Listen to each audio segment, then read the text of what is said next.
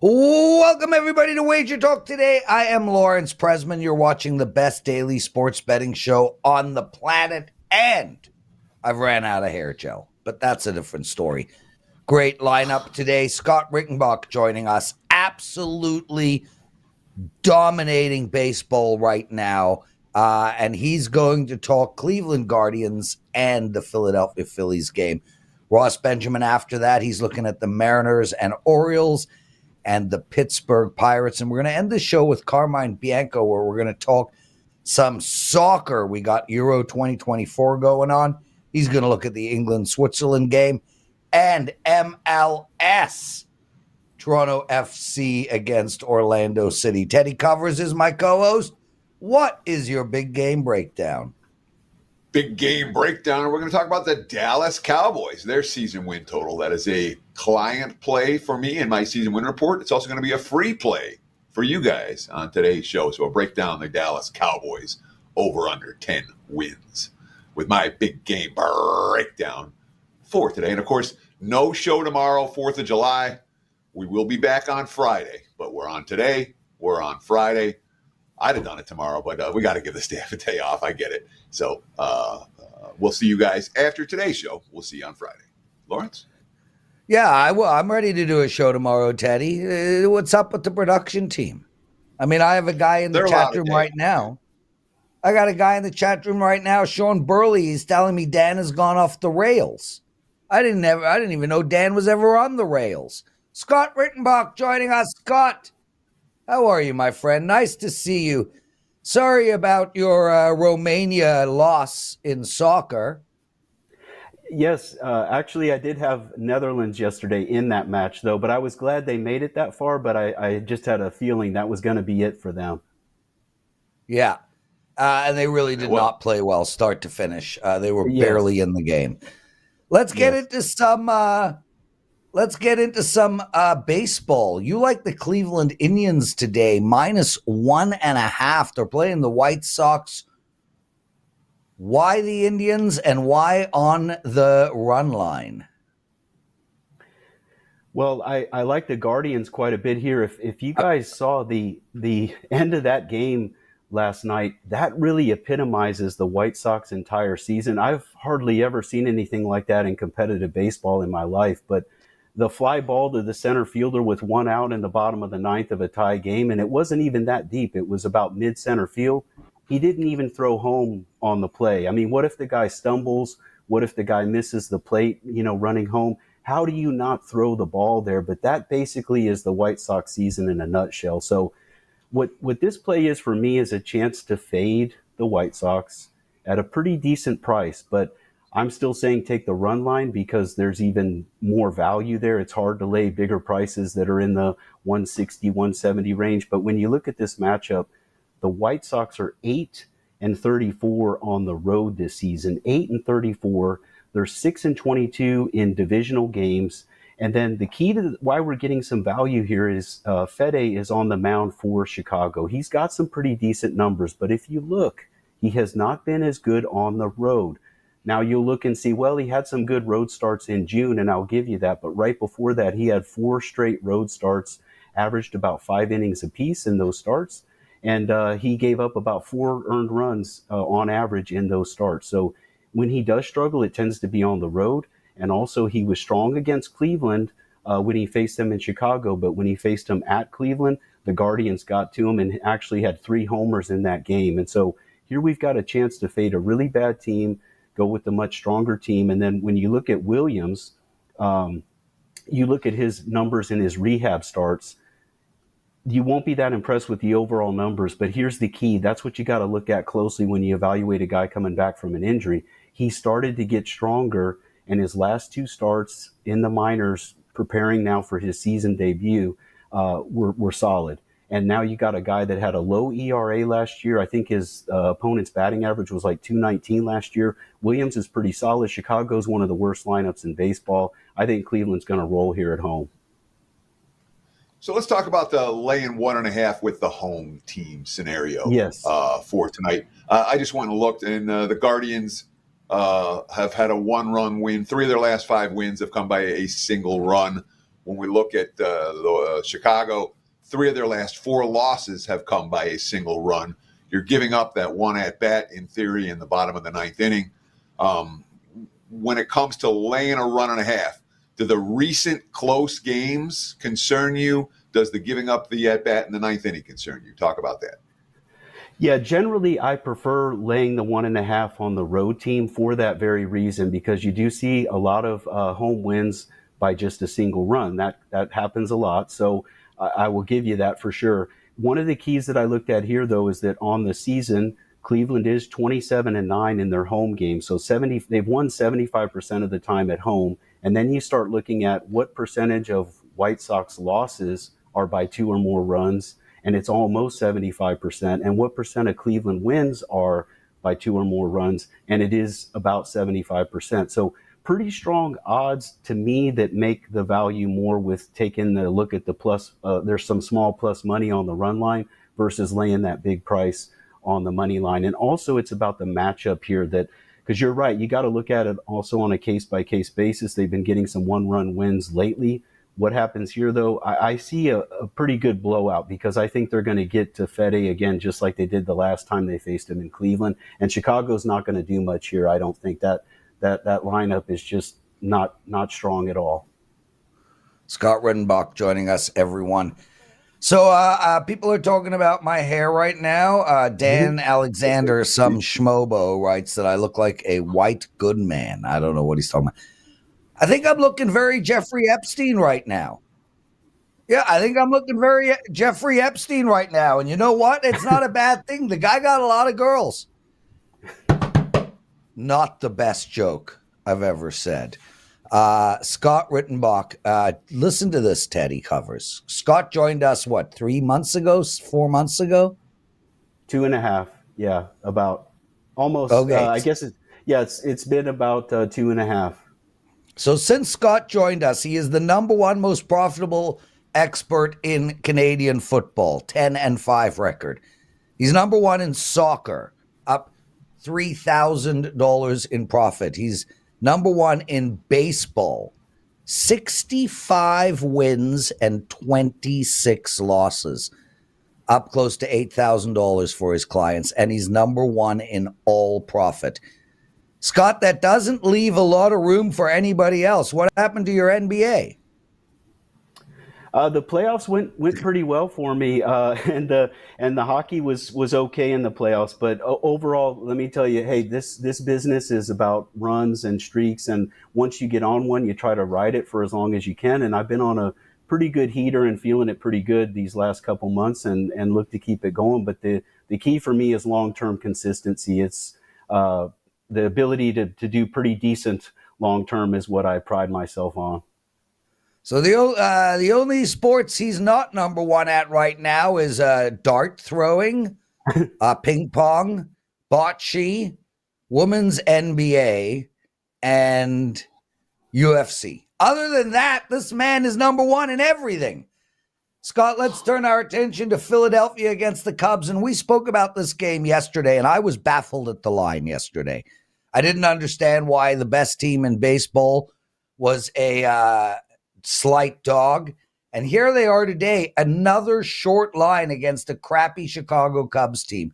They won yesterday 6-4, and now they are minus 120 in a game that's supposed to be low scoring, a total of 7.5. How do we attack this?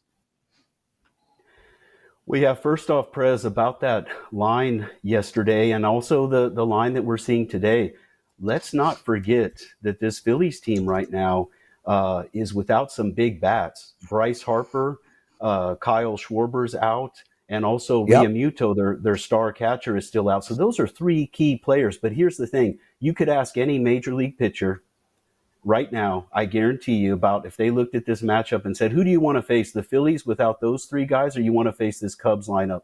They would choose the Cubs every single time that's who they want to pitch against. So the key for me to the value in this situation is that the markets adjust for that these guys are out, but the Phillies still have a pretty damn solid lineup. And you've got a guy like Turner that hit 2 homers yesterday. He's right now, of course, I would say the stud in their lineup that they have. I mean, he's hitting like 340 on the season, and he's got some power. But the Phillies have other hitters that still have power in that lineup that are still there, even though, yeah, they're missing those other bats. They've got guys that can hurt you. So when you start looking at this matchup, what I like here is we're also getting value because Imanaga for the Cubs, he had that fantastic start this season, and then the manager screwed it up, in my opinion, because what happened is when his season started to turn was when they said, hey, we better give this guy some rest. We're going to skip him in the rotation.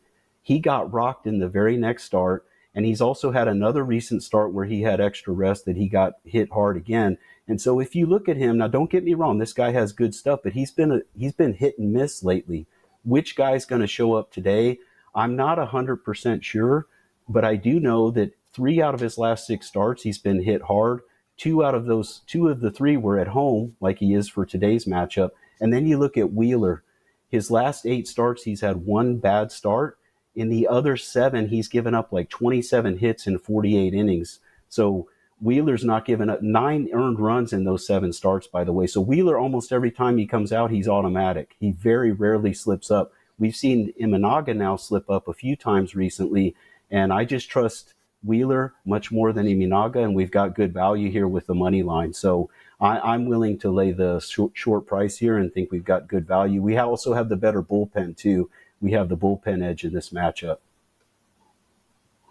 So, Scott, I mean, certainly this is one of those lines that stands out, just like yesterday's game, where you're like, okay, here's a good team against a bad team, and the good teams are, basically a pick-em price in these contests. What are the markets seeing? Is it all about Philly's offensive injuries, or is there something they like about Chicago? Why do you think this game is priced as close to pick-em as it is, with the sharp money clearly showing for the Cubs?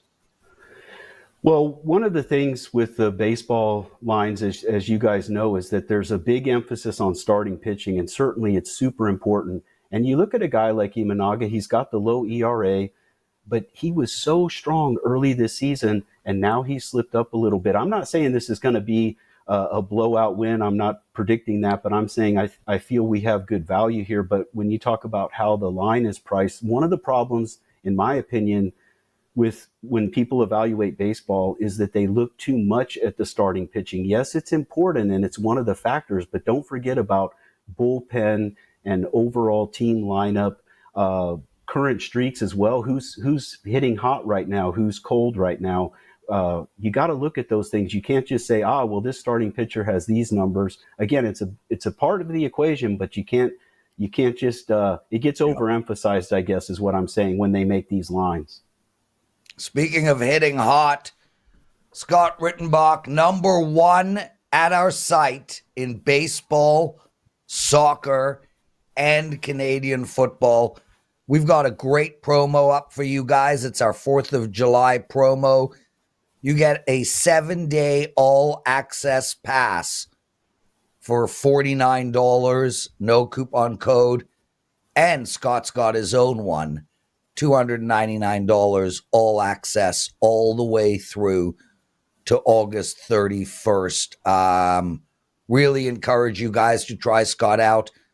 He's been absolutely rolling since the day he joined us. Scott, what do you got going for the clients tonight? Well, tonight I've got, actually, you got to hurry if you want to get on this, because I've got a couple soccer matches, or football as we call it over here, but a couple matches going over here in Europe that start at 1 p.m. Eastern. And then I've got 2 baseball picks tonight. And one of the keys, Prez, that I wanted to mention with that long-term pass is that for the summer, it's a slower time for a lot of people, but not for me, because I am very active in the CFL, the Canadian football, active daily in soccer, and then, of course, hitting the baseball hard. So those customers will get a lot of picks with that pass, and I'm looking to have a huge summer to build up for the football season. Scott, did you know that in Canadian football, if you have 10 yards to go and at 1st and 10, you catch the ball, you drop it onto your foot, you pick it up, it's an automatic first down? I saw your video yesterday, Prez, and I was not aware of that rule, and then I went and watched and I saw the play. It's like an onside punt, pretty Yeah. amazing. Yeah, so it's cool though. I love the 3-down sport there. It's a great sport. I've really enjoyed it. Well, you can have it because Yeah. you and all the punters love 3-down football. Scott Rickenbach, everyone, go to bed, brother. Thanks for joining us. Hey, thanks so much. Thank you, guys. Teddy covers a couple of quick things. One of our awesome listeners asked if I was watching The Bear season 3. And the answer is yes. I'm on episode 3 of The Bear. Look, I'll be bluntly honest with you guys on my take on The Bear. It is brilliantly filmed. The artistry is world class. The acting is as good as it gets. But it is, yeah, Teddy, just roll. But the show's too slow. It's just too slow for me. I will get through it, but it's just too damn slow. Teddy covers. What did bettors learn? Well, my NFL season win report came out yesterday. This is a report that I've had real good success on over the course of my career. 100 wins, 50 losses, 3 pushes over the last 23 years, 16-4 with the 5% big ticket reports. So 80% with those. And I got a tweet yesterday asking about the recent records. Look, I had a 23-3 start with the NFL wins. It's a different era. I'm not going 23-3 these days. That being said, 77-47 since. This is not a trend that was built on only a strong initial returns. I've been profitable over the last 4 years. I expect it to be profitable again this year. We talk about the methodology. How do I do it? What do I looking for? And in Big Game Breakdown, we'll talk about the Dallas Cowboys. And I do it short here. We only have a couple of minutes for a Big Game Breakdown. But there's a lot of pieces of the puzzle. I start with last year. I want to know how good they really were a year ago. How tough was their schedule really based on my powering numbers? Were they lucky or unlucky with turnovers / close games / injuries? We expect luck to regress or unluck to regress at some level. Continuity with coaching staffs and coordinators. New offense, new defense is going to be a negative initially, not a positive until proven otherwise. New coaches for bad teams aren't tasked with winning now, recognizing those nuances. And then it's down to personnel and depth. Teams might have stars, but no depth. In my mind, that's a negative. Teams might have depth, but few stars. In my mind, that's a positive. Are there key units of weakness? I spend a lot of time focusing on offensive lines, defensive lines, pass rushes, what's going on in the trenches. And then it's strength of schedule. But I use this year's win totals with juice as a defining factor, not teams' records from last year. That's why the mainstream numbers for strength of schedule are so bad. I spend lots of time with that nuance of the schedule. Is it tough early? If it's tough early, you can send the team down the wrong path for their season-long trajectory. I'm thinking like the Bears in 2022 are a class example of an under. They went 3-14, tough early, rookie quarterback, boom, things are going to go south. Is it easy early where a mediocre team can find the momentum? The Giants years ago, a class example of that, where they were kind of a crappy team. They got hot early. They had a bunch of easy teams, ended up making the playoffs that year. My clients and I cashed with the Giants over in that regard. Are they set up for a late season run with an easier slate down the stretch? The Packers last year, my 5% play was in large part based on that here's a you run young QB getting his feet wet early, and down the stretch they can make some noise. And of course, Green Bay got red hot down the stretch last year. So it's not just strength of schedule; it's how that schedule is laid out for the particular teams that we're handicapping. So the NBA Finals end, I get to work. It takes me about 2 or 3 weeks to do my research. The last week is putting everything together, connecting the dots, getting my own bets down. The last couple of days, I treat it like finals week. I'm staying up all night. I'm having weird sleep schedules, making the final decisions for my short list and writing it all up. There's tons of info in those write-ups. The info itself pays for the report if you bet week by week, and then you finish it. Came out yesterday. I chill out this weekend, 4th of July. And then next week, what do we do, Prez? We start shooting NFL team preview videos. 32 of them going to come out. I hope you like them. Stay tuned. You'll see them at WagerTalk.com on the YouTube page. And, of course, we'll be tweeting them out as well. So 32 NFL team previews on the way. That's what I learned last night, Prez. Back to you, my friend. Teddy Covers just addressed some stuff in the chat room. Landon Jackson, a Prez hater, but I love Landon. He takes time out of his day to join us. It's okay. I'm a big man. I can deal with it. He writes, another losing day for the Prez. I went 1-1. And yes, juice-wise, that was a losing day. And then he writes, I've been in a slump for years. Yeah, that's just not true. I was like, the last 8 months have been unbelievable for me and my clients. I won huge money in college basketball, huge money in NBA, had a winning NHL regular season, screwed it in the playoffs, had a winning NFL season, regular season, did well in college football, did well last year in baseball. I don't know what Landon is talking about, but I do want to say the last month or so for me has been terrible. And I haven't been coming on this show and telling you guys any differently. I haven't been giving you guys out promos. I haven't been asking you to play my plays. When I'm running hot, when I'm feeling it, when I'm seeing it well, I insist you bet the plays that I'm putting out. And I haven't done that in a while. I'm trying to work out of a bad start to the baseball season. And I'm going to. If you look at my NBA year, I was down about 50 units of profit, 5 months into the NBA season. I ended up making a ton of money for my clients. So I fully expect to turn my baseball season around. But I really don't appreciate, it's like I have a friend who's an eye doctor and he's got reviews up on Yelp and all that. And it's like, worst eye doctor ever. Don't put people's living on the line with made up shit. Like, my friend is an incredible eye doctor. I am an incredible sports bettor. I don't appreciate you want to call me a douche? I'm a douche. You want to call me an idiot? I'm an idiot. Don't question my integrity and don't put what I need to pay mortgage and my children's food with on the line if you're outright lying. Ross Benjamin joining us, everyone. How are you, Ross? I'm very good, and I echo your sentiments, Prez. I know exactly where you're coming from, and sometimes people forget, especially when they criticize our free pick videos when we lose one on occasion. I ask them all the time, when was the last time you went to work for free? So, I hear what you're saying, Prez. So let me jump in here because I disagree with both you guys. And I disagree strongly. When people buy a play, all right, they have the right to do whatever they want. They can rip us.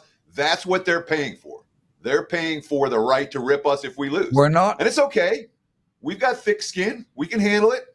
But when someone buys a play, if they want to be pissed at me afterwards if it loses, that's their not what I'm saying. I don't think I said that. I was referring to the free pick. Yeah. I didn't say that either, Teddy. Yeah, I didn't say that. Everybody is entitled to do whatever the hell they want, bro. Yeah. Like, you want to scream and yell at me? Go scream and yell at me. You want to lie about my record? Lie about my record. I'm not the police. I can't arrest you. You're not going to jail for it. What I'm saying is, I don't appreciate it. I don't appreciate when you lie. You go and you buy a pick, it loses, bitch me out. But this is what we do for a living. Yep.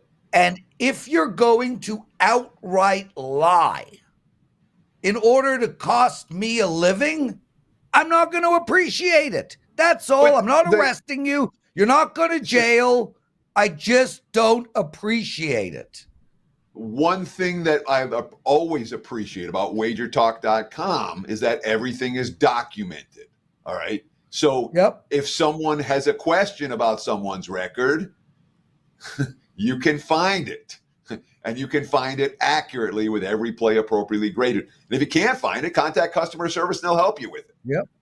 But I'm glad you said absolutely that. Scenario. It is fully transparent. There's nothing that anyone can lie about because all of our records are out there. So if someone wants to talk trash in the chat, that's what people do in chat. I get it. But it's not real. I get it. But I'm going to respond to it, Teddy.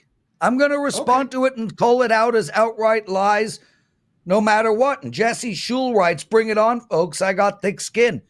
Dude, Doesn't get much thicker than that. I got thick skin. I don't care what Landon Jackson has to say. I'll take my shirt off and full on pose for you guys to show how Lawrence. thick my skin is. Do you see Robert Kennedy put out a video today about how fit he was? Holy mother. That dude is jacked. Sorry, Ross. What did you want to say? Yeah, I just wanted to say sometimes timing is everything. I'm glad that Teddy said that about our documented records, because we can have a good documented record, whether it be a hot streak over the last 3 months or a good run over the last year, or being good in a particular sport for the entire season. However, there's always some downs, a lot less downs than ups with all of us. And if you catch us at a bad time and base your opinion just on that, that's sort of unfair. But again, we all have thick skin, or we wouldn't have lasted in this business. And exactly. Sometimes people just don't think of the broad picture, and it's all about what have you done for me lately. Ross, let's get into some baseball betting. So one of my losers yesterday was Seattle. I had them first 5. Thought I might get there. We had a Baltimore run in the top of the 4th, but then we did have Seattle rally in the bottom of the 4th to no avail. Tonight they're playing each other. Seattle minus 115, Baltimore minus 105. Another low-scoring game with a total of 7. Ross, how do we bet this one? Well, since we're being transparent, I had Seattle last night as well. I had them for the entire game, and I'm going to come back with them here with a free pick today. The reason being, I know they're struggling hitting right now, and they pretty much for the entire season they've struggled offensively. However, I love Logan Gilbert, and right now he's in excellent form. You look over his last 5 starts, guys, a 151 ERA and 063 whip, averaging a tad over 7 innings pitched per start. Who averages over 7 innings pitched per start these days over a 5-start period? Not many guys. So Dean Kramer gets a start for the Baltimore Orioles. First start since May the 12th. And his last 2 starts prior to going on the DL, not very good. 8 earned runs, 9 1/3 innings pitched, 10 hits, 7 walks. And, he made 3 starts at AAA Norfolk, Teddy, and he wasn't very good. 8 innings pitched, 8 2/3 innings pitched to be specific, an 11.42 ERA and a 2.19 whip, with allowing 4 home runs in 8 2/3. And, I'm listening to Scott Rickenbach talk, and he talked about a pitcher coming off the DL, making rehab starts at AAA, and that guy coming on strong in his last 2 starts. I'm not seeing it here with Dean Kramer. And despite last night's loss by Seattle, they've now lost 3 in a row at home, but they're still 24-9 in their last 33 at home. I like their bullpen is solid. Baltimore, top-notch team right now. Matter of fact, you'd be hard-pressed to not say they're the best team in the American League, but based on this starting pitching matchup, and the cheap number I'm getting with Logan Gilbert, I'm going to lay the 115 with Seattle over the Baltimore Orioles. To you, Teddy. Well, here's the question. Seattle can't hit. It doesn't matter what their starting pitching is. This is a team that scored 3 runs their last 9 of their last 12 games, and they had a 4-run game and a 5-run game. So they had 1 outburst against Miami where they scored 9 runs, but in their last dozen games, it's been strikeout, runners left on base, pop-ups. It doesn't matter. You can throw zeros all night. If you can't hit, you can't hit. What do we do about the Mariners' offense in this game? Do we worry at all that I believe I mentioned that they haven't hit for the majority of the season, and I'm fully aware of that. And in respect to your question, again, I'm looking at if they can't hit a guy like Dean Kramer, there's a definite issue here. And I'm just not, again, they could throw up zeros all night long. If they can't hit, it means nothing. And the case was case in point last night. However, I just think they're catching a starting pitcher at the right time here. And I like the fact that, look, Baltimore's red hot right now. They're in first place in the AL East, and they're an underdog here in this spot. There's a reason why. And I fully expect the Mariners to be able to put up just enough offense against a starting pitcher that struggled before he went on to DL and struggled in his rehab start. Yeah. So that's the reason why I'm going with that Seattle minus 150. Ross Benjamin, everyone, exclusive handicapper at WagerTalk.com. Eric D writes, Baltimore cannot hit meatballs right now. I'm not a big meatball guy, but I've never seen one bigger than a baseball. I mean, maybe around that size, but I'm not loving on that analogy, Eric D. Plus, the thing will just fall apart on contact. Not the best cliche I've ever heard. I will just throw that out there. Ross Benjamin, St. Louis, really hot team right now. Won their last 2, 7 of 10. They're playing Pittsburgh tonight. And this Pittsburgh team, well, they can't get out of their way. And yet they are minus 130. How do we bet this game? Well, you stole a little. Well, actually, minus 130 in the first 5 they are. I think they're a little cheaper on the game. I might be mistaken, and I apologize if I am. But anyways, yeah, I mean, you said everything I wanted to say in a nutshell as far as an intro is the fact that St. Louis playing very good baseball then let's right call now. it a show. Yeah. I'm sorry? Well, if I said everything you wanted to say, let's get to your promotion and get you out of here. Go, Yeah, Ross. well, I'm kidding. Are we on speed dial again today, Teddy? Okay, Always, let me Ross. Don't All listen right, to so- Teddy. All right, I've waited patiently for the last 20 minutes. You could wait patiently for the next 2 minutes, Prez. You got it. Jared, I like Jared Jones. He's a bright spot for the Pittsburgh Pirates this year. His last 3 at home, he's been really good with a 2.00 ERA. As a matter of fact, he's been good all year at home with a 2.20 ERA and a 1.06 WHIP. You did steal my thunder from the fact that, St. Louis playing really good. Pittsburgh can't get out of their own way, in your words. Yet it's the Pirates here who open up as a favorite, or are a favorite as we currently speak. And when that happens, red flags go up and my antennas go up, and I look for a reason to go contrarian, which would be on Pittsburgh here. Although I don't trust their bullpen, Teddy, and that's why I'm going to make this a first 5 pick. The Cardinals, Miles Mikolas, a 5.32 ERA on the season. As a matter of fact, his last 4 starts against Pittsburgh, St. Louis has gone 0-4 in those outings. So I'm going to take a small shot here. I like the starting pitching matchup again here. I like Jared Jones over Mikolas, but like I alluded to, I don't trust the Pittsburgh bullpen, Teddy. So I am going to use Pittsburgh here, and I'm going to lay the 130 in the first 5 innings. So I got a quote from Mikolas after his last start where he got lit up. And, a guy who has been real good prior to that.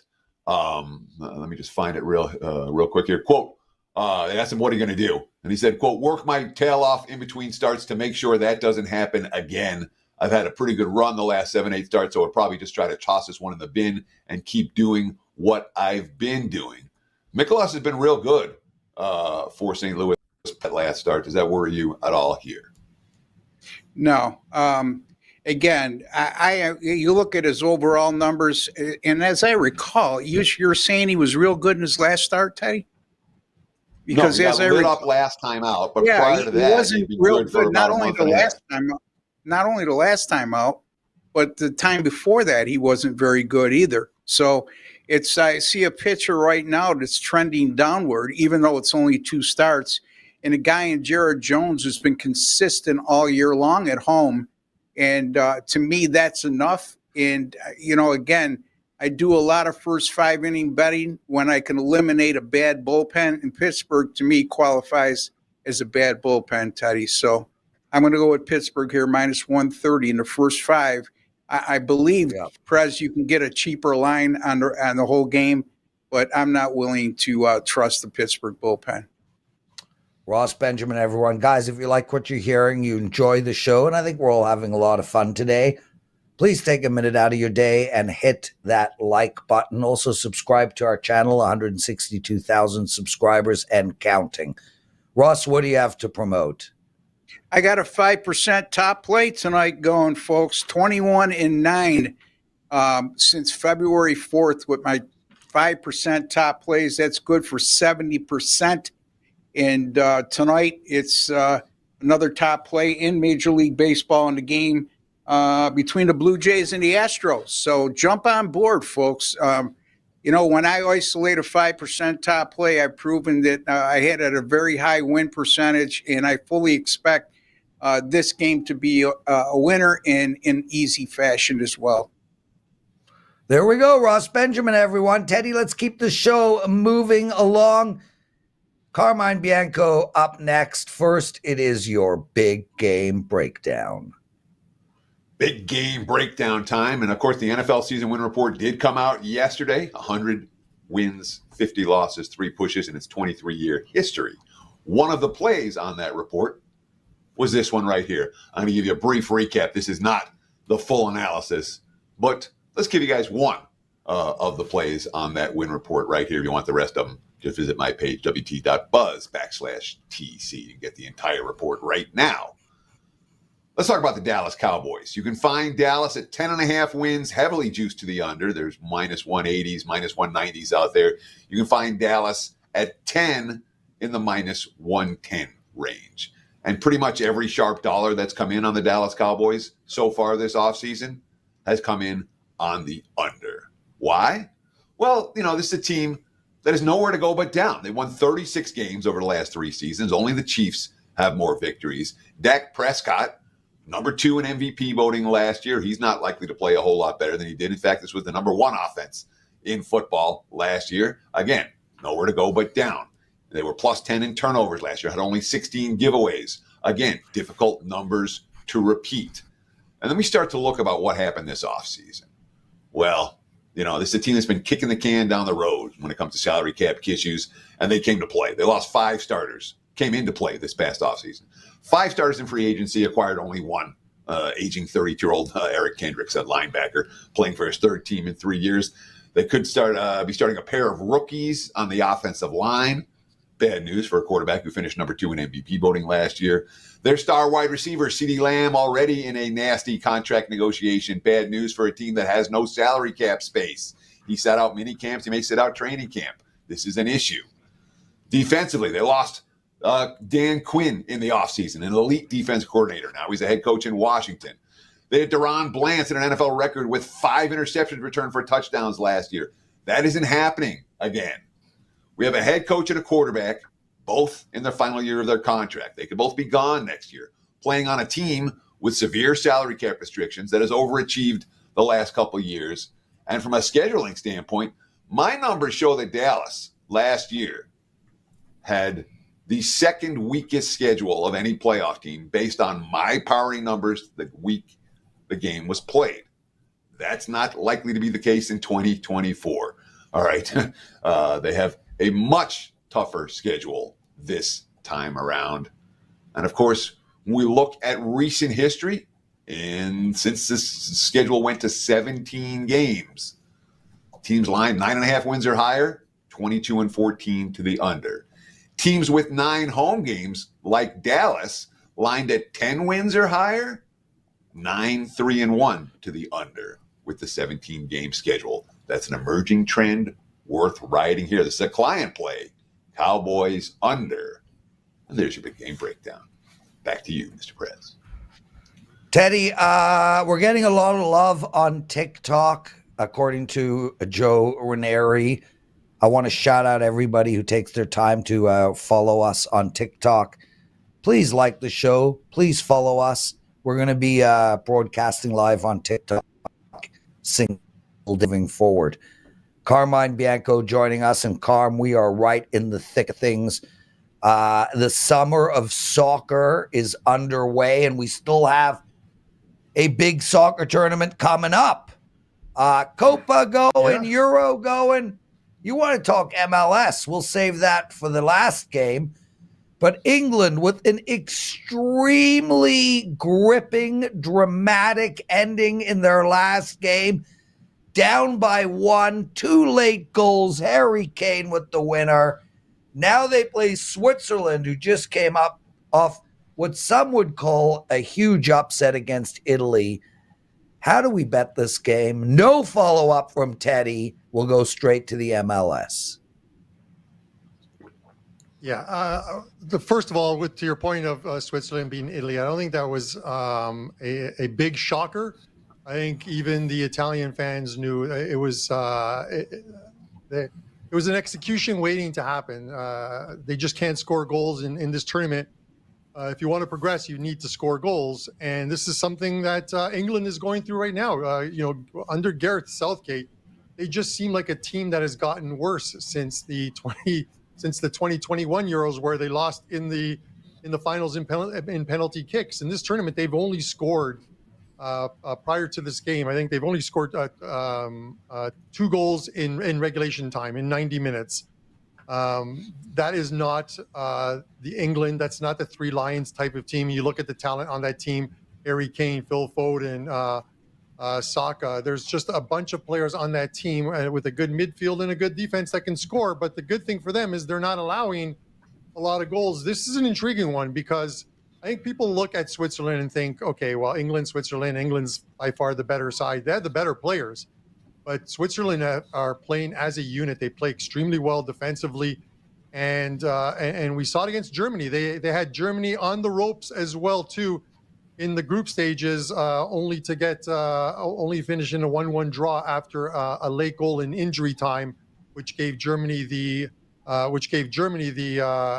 group win there. This is a very good Switzerland team. They're going to give England all they can handle here. This is a game in which, Lawrence, I don't see a lot of goals scored in this game. Both teams defend well.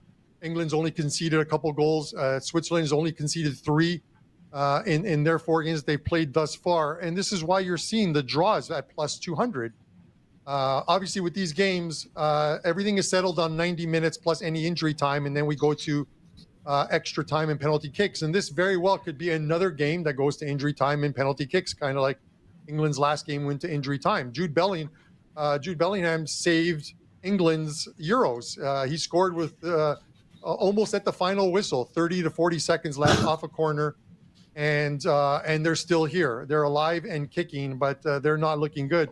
This is one in which I think if a team gets out front, it's likely to finish 1-0. Even the exact score lines point to that. England winning 1-0 plus 390. Switzerland winning 1-0 plus 550. Those are 2 of the lowest exact scores you can get, and this total is low as well too. If it was at 2.5, this would be an auto bet on the under for me. But the total sits at around 2 right now, and even taking both teams to score no and under 2.5 is a juiced one. I'm taking both teams to score no in this one. I just believe this is a game that's going to be either scoreless after 90 minutes or it's going to be a 1-0 or 2-0 type of game. Who wins? It's up to you to decide. I don't think there's a clear winner in this one, and this is why you're seeing plus money across the board. England plus 121, draws plus 200, and Switzerland's plus 281. You're getting a quarter goal if you take Switzerland on the handicap, and I wouldn't even take that. This is a game in which I think you take it as a low-scoring game. You can take the draw. I think this one goes into extra time and could see its way into penalty kicks. So Carmine says, look at the nils in England and Switzerland for today. Carm, I want to tell you a story. Let's get you and Prez both on the screen. This is a great story that I heard.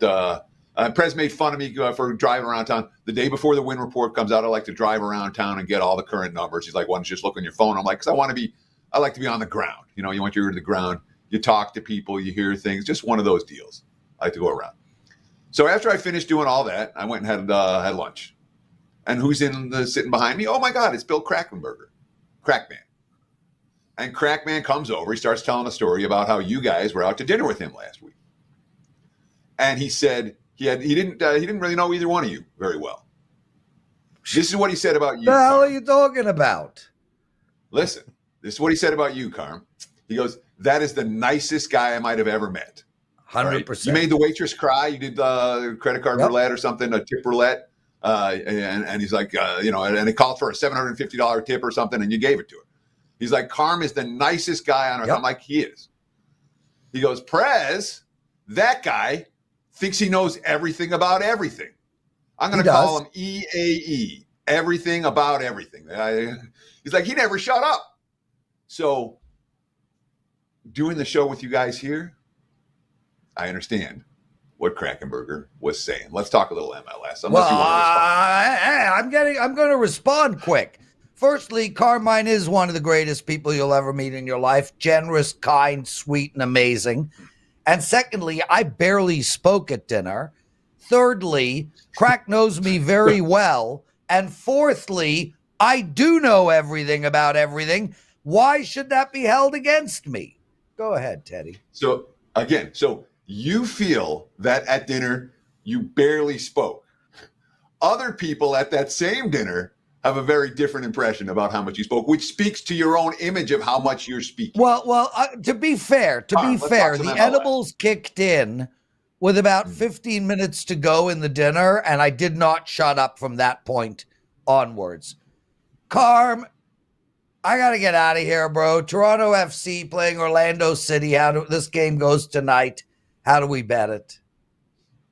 Yeah, I'm currently wearing my, and thank you for that story, Teddy.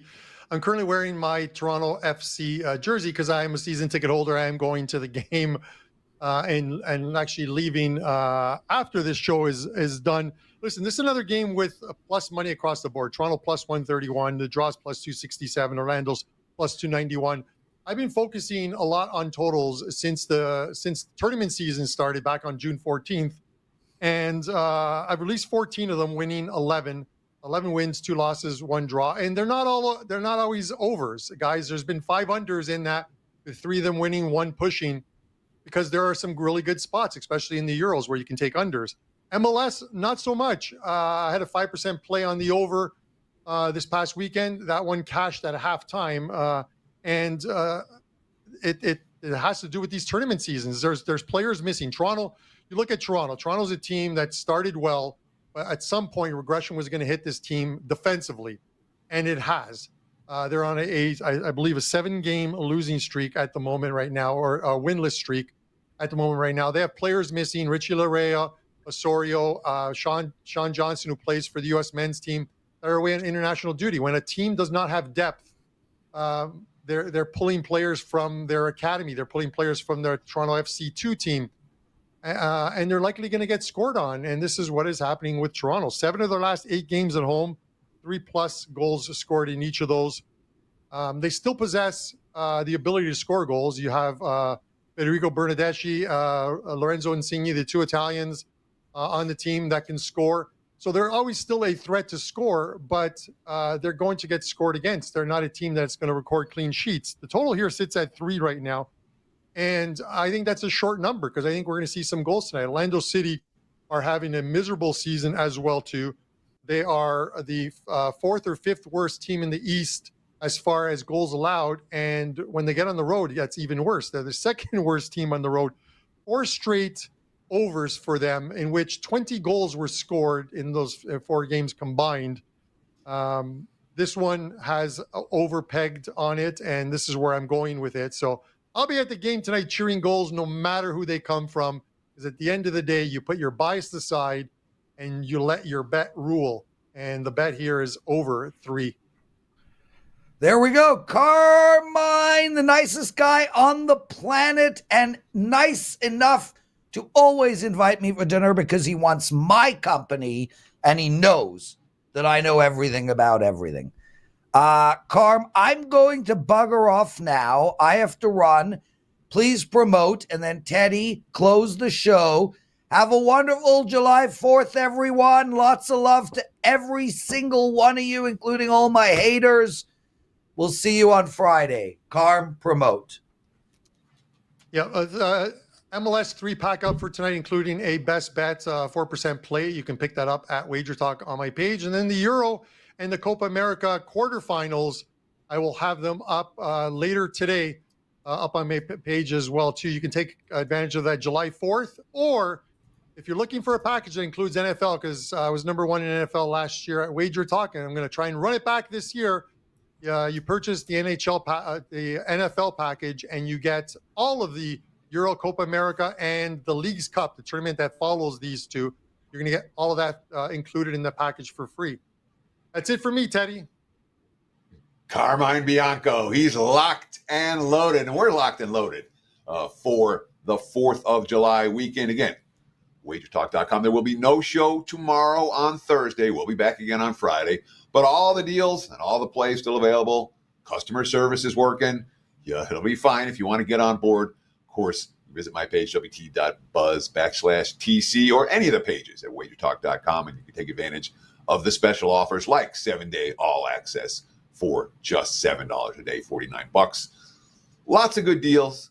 That being said, enjoy yourselves, guys. Have a great couple of days. We'll be back on Friday with another edition of the best daily sports betting show on the planet. Between now and then, best of luck with all your bets. Cheers.